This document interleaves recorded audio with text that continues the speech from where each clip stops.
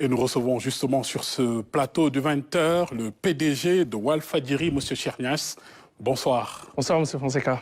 Monsieur Nias, pouvez-vous nous décrire les circonstances exactes dans lesquelles l'incendie a commencé? A-t-il été détecté pendant les heures d'ouverture ou hors des heures de travail? Alors, avant de répondre à votre question, vous me permettrez de faire une petite digression. L'occasion pour moi de magnifier ma présence ici à la RTS, la chaîne nationale, la chaîne de tous les Sénégalais. Donc c'est un honneur, un bonheur même, un privilège d'être ici. Je profite également de l'occasion pour féliciter et encourager le nouveau DG, M. Pape Alénian, qui, à travers ce geste, montre clairement sa volonté de rupture par rapport à ses prédécesseurs, mais également, c'est ce que je pense, il incite vraiment les Sénégalais à s'approprier la RTS. La RTS n'est pas seulement la tribune de l'État ou des activités gouvernementales, mais c'est véritablement l'affaire de tous. Donc c'est l'occasion aussi d'exprimer leur mécontentement ou leur souffrance, comme c'est le cas ici. Donc je l'invite vraiment à persévérer dans cette dynamique d'ouverture et d'élargissement, au plus grand bonheur en tout cas des Sénégalais. Pour en revenir à votre question, le mardi soir à 19h55, alors que naturellement je n'étais pas au bureau, je faisais du sport, les techniciens de Walfadjri m'ont appelé. Ils m'ont appelé pour m'informer qu'il y avait un départ de feu au niveau du studio principal. Donc c'est un studio multifonctionnel où on fait 80% des émissions de Walfadjri. Quelques minutes plus tard, grâce à l'utilisation des extincteurs du bâtiment, on m'a dit que le feu était maîtrisé. Par la suite, on s'est rendu compte en réalité qu'il y avait d'autres foyers, d'autres départs de feu.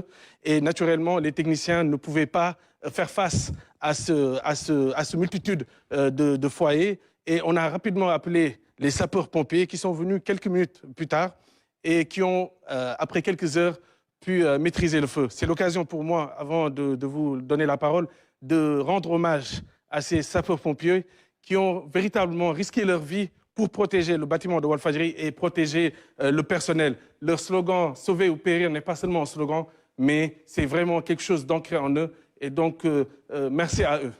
Mais quels sont les premiers éléments identifiés par les enquêteurs? S'agit-il d'un acte criminel ou tout simplement d'un accident? Écoutez, pour l'instant, l'enquête est en cours et en tant que juriste, il ne m'appartient pas de violer le secret de l'enquête. Donc, ce que je peux vous dire à ce moment-là, c'est que on a visionné les caméras de surveillance au niveau donc, des studios qui ont brûlé. Et ce qui est sûr et certain, c'est qu'il n'y a pas eu d'intervention humaine. Donc, le fait de l'homme est écarté, en tout cas a priori. Donc, mais ce n'est pas pour autant qu'on doit écarter la thèse criminelle ou privilégier la thèse accidentelle.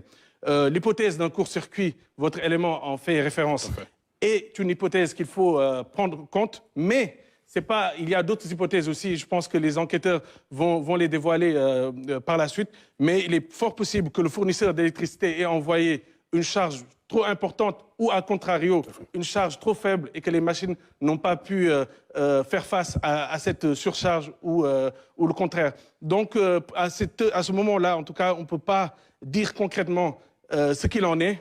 On laisse les enquêteurs faire leur travail, les experts mener donc ce travail-là et de nous dire concrètement ce qui s'est passé.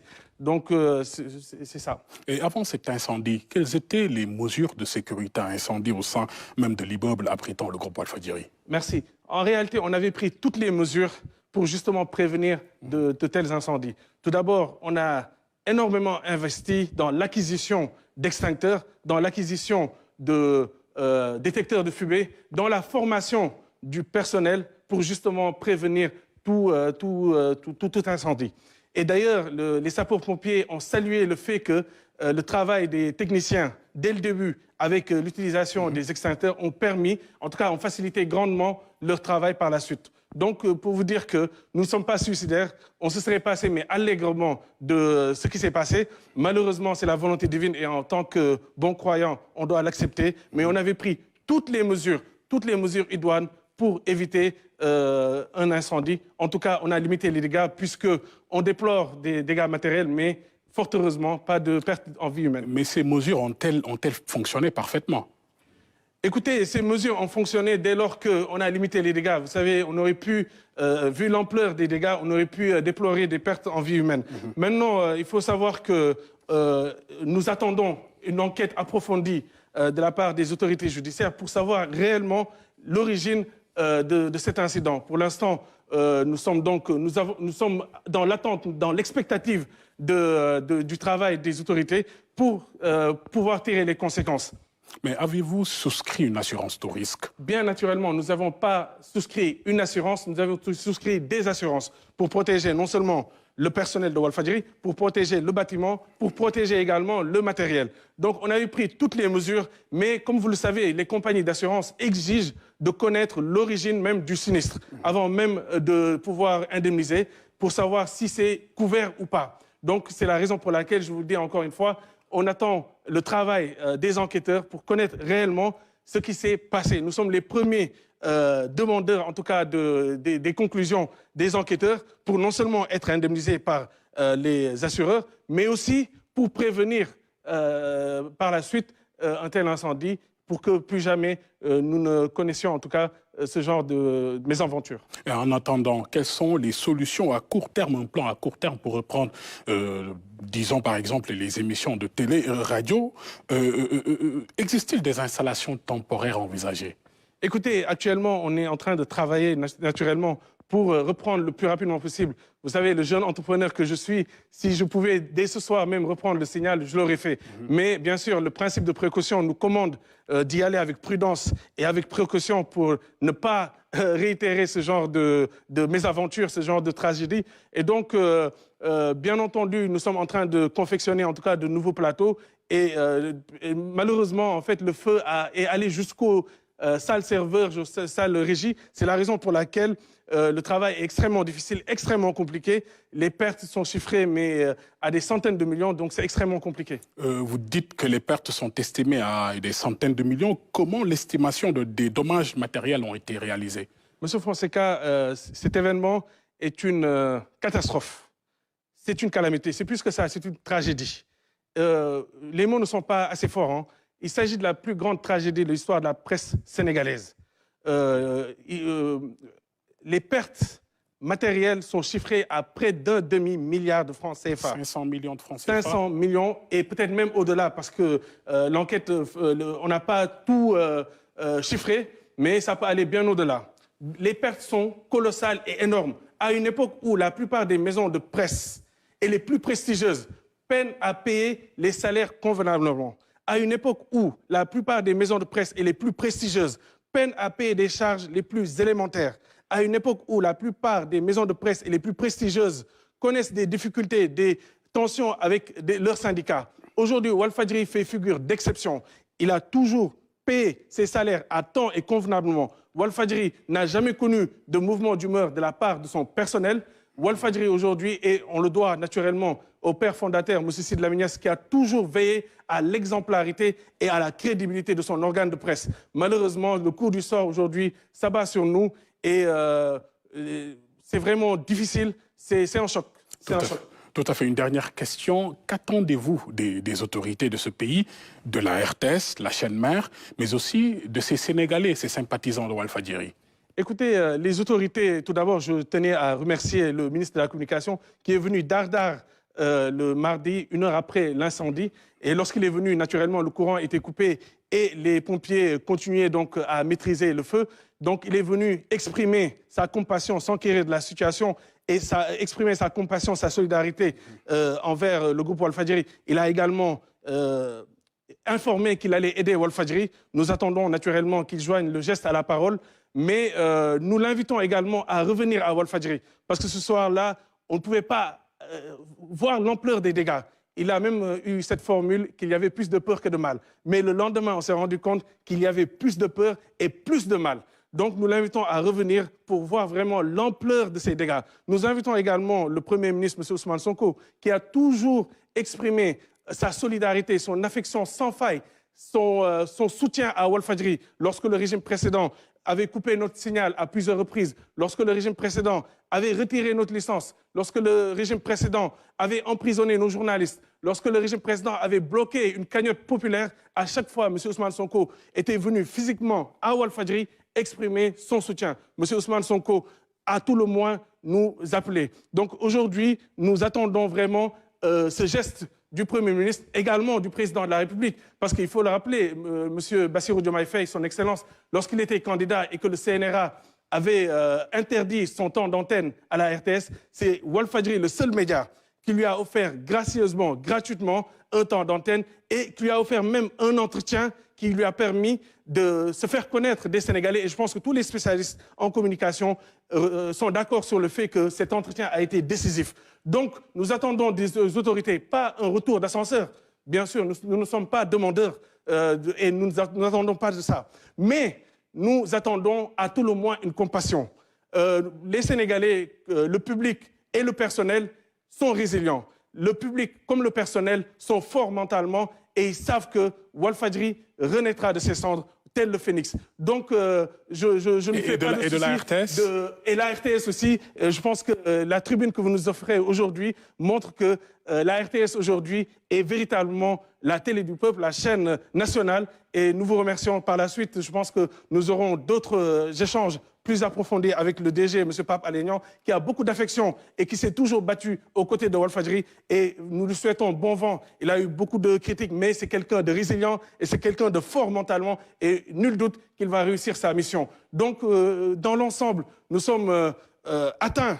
Et il y a une gravité, mais énorme, aujourd'hui, ce qui se passe à Walfadjri, mais nous allons réussir notre mission. Notre mission, c'est quoi? C'est de servir le peuple. Notre mission, c'est quoi? C'est d'être le mur des lamentations. Notre mission, c'est quoi? C'est d'être la voix du peuple. Donc, cette mission-là, nous allons le continuer. Vous savez, le père fondateur, Sidi Lamine Niasse, disait que Walfadjri allait avoir 100 ans. Au mois de janvier, nous avons fêté 40 ans. Donc, la route est encore longue. Et, Inch'Allah, nous allons continuer de plus belle. La voix des sans-voix est à fond. Depuis quelques jours, c'est le silence radio et télé à Walfadjri. Après l'incendie qui a ravagé une partie des locaux de Sidi Lamine Niasse, le fondateur du groupe. À la triste réalité, l'impact de l'incendie est tel que la télévision non seulement n'aimait plus, mais la radio aussi n'aimait plus. Il n'y a que le site internet actuellement qui fonctionne. D'ici la semaine prochaine, nous allons essayer de lancer le digital, de voir si on peut produire, on peut transférer la télé sur le digital. Les émissions qu'il y avait sur la télévision, les éditions du soir et autres, transférées sur le digital, en attendant que les choses puissent reprendre. Caméra, écran, lumière, le studio composé de 3 plateaux et la régie témoignent encore de la violence de l'incendie. Il y a le plateau où on était, le plateau de l'édition du soir. Il y a le plateau derrière moi où on a réalisé la fameuse soirée électorale du 24 mars dernier. Il y a aussi un autre plateau ici. Donc il y a en tout trois plateaux physiques qui étaient là. Il y a un autre plateau démontable qui est souvent transféré ici. Donc l'ampleur des dégâts est incommensurable. Donc il y a plusieurs investissements qui ont été faits ici avant la campagne, peut-être des dizaines de millions, mais une télévision, c'est des installations. Et les installations coûtent plus cher que le matériel même parfois. Donc les installations peuvent être estimées un peu à des centaines de millions quand on sait comment ça se passe. Donc l'ampleur des dégâts, encore une fois, est incommensurable. Ici, rien n'a été épargné. Tout a été détruit, emporté par des flammes. Le fait que le ministre de la Communication se soit déplacé ici le soir même, une heure après l'incendie, prouve que les autorités, quand même, nous ont témoigné de solidarité après ce qui s'est passé ici. Maintenant, vous savez, la vocation d'un média qui sert dans le service public n'est pas de demander de l'aide au pouvoir public. Donc, nous, comme l'a dit souvent Sidi Lamine Niasse, notre seul patron, c'est le peuple sénégalais. Nous n'avons pas d'autres patrons. Donc, s'il y avait à demander peut-être de l'aide, c'est au peuple sénégalais que nous demanderions cette aide-là. Maintenant, les pouvoirs publics peuvent vraiment, comme dans l'élan où a parlé le président de la République hier concernant une presse équilibrée, diversifiée, pluraliste. Donc, venir en aide, en quelque sorte, au groupe Walfadjri. Parce que Walfadjri, aujourd'hui, est un outil démocratique. Leur outil de travail réduit en cendres, le personnel de Walfadjri salue néanmoins l'élan de solidarité des populations et des autorités. Ça fait du baume au cœur et ça rend moins pénible le choc qu'on a vécu mardi dernier. Les populations ont eu un grand élan de solidarité. Et à chaque fois, ils nous interpellent à travers la rue ou les réseaux sociaux pour nous dire qu'est-ce que vous voulez qu'on fasse pour vous, pour que vous puissiez reprendre vos programmes. Donc c'est un vrai élan de solidarité qui nous donne encore plus de courage à surmonter, à œuvrer pour dépasser cette étape-là. Selon les responsables du groupe Walfadjri, cet incendie est l'un des pires catastrophes de l'histoire des médias au Sénégal. Le personnel dit subir dignement cette épreuve en attendant l'évaluation exacte des dégâts estimés à plusieurs centaines de millions. Une enquête est d'ailleurs ouverte pour déterminer l'origine de l'incendie attribué à un court-circuit. Walf TV a brûlé un sinistre puisque les flammes ont ravagé tous les équipements du studio principal. Depuis cet écran noir chez notre confrère du Front de Terre, Walfadjri est un maillon d'un groupe de presse créé au milieu des années 80 et qui se définit comme la voix des sans-voix. Aujourd'hui, il traverse une situation difficile. La direction et le personnel attendent un soutien des autorités et de tous pour permettre à la télé de reprendre ses programmes. Sauver Walf, un soldat de l'info, c'est une chronique signée Oumar Diaw. Walfadjri qui renvoie à l'aube fraîche prend feu en soirée. Ce qui est arrivé est une catastrophe pour un groupe déjà fragilisé par une succession d'événements d'infortune, en dépit de la volonté de ses travailleurs de surnager dans un contexte difficile. Le feu est venu dévaster un outil de travail qui, à vrai dire, n'appartient plus qu'au seul porteur d'un projet né de l'ambition d'un homme, feu Sidi Lamine Niasse. Il a osé se lancer dans la presse avec d'abord un mensuel éponyme en 1984. La suite de l'histoire, on la connaît, avec d'autres titres comme Walf Grand Place et Walf Sport. Puis, la bande FM est investie. Sur les starting blocks, des anciens de la RTS entourés de jeunes enthousiastes. Une belle aventure radiophonique avec ses temps forts, comme l'arrivée de Maître Abdoulaye Wade au pouvoir et l'inoubliable naufrage du Diola. Au début de ce troisième millénaire d'espérance, Walf TV est sur satellite contournant les difficultés d'obtenir une fréquence. Ce n'est qu'autour de 2007 qu'un signal clair est accessible à tous. Walfadjri, c'est une odyssée à travers une jungle médiatique épineuse ou une mer houleuse de méduses. La liberté de ton, parfois considérée comme excessive, a valu bien des déboires à Walf qui ne cherche pas toujours à plaire au prince. On croirait même que le média veut déplaire. Mais tant que cela reste dans les limites des principes fondateurs du journalisme, de la déontologie et de la responsabilité, ça s'entend. Les différentes alternances politiques au Sénégal depuis l'an 2000, le groupe y aura contribué par l'éveil des consciences populaires, se mettant souvent à dos des autorités frileuses, promptes à cisailler son signal et à menacer de retirer sa licence.